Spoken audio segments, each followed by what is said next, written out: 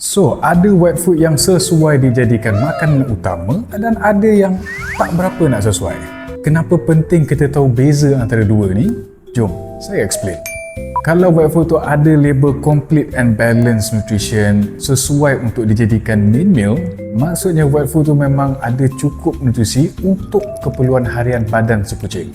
Biasanya wet food ni ada labeling yang menunjukkan diorang ni sesuai untuk dijadikan main meal ataupun tidak. Risiko bila bagi complementary meal sebagai makanan utama, kucing boleh jadi malnourished, dan bila kucing malnourished akan ada banyak lagi penyakit-penyakit yang serius datang.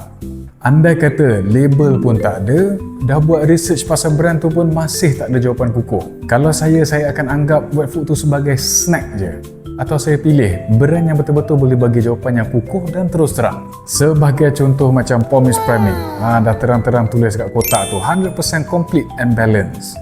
Sesuai lah bagi untuk daily meal. Tak payah pening kepala kan?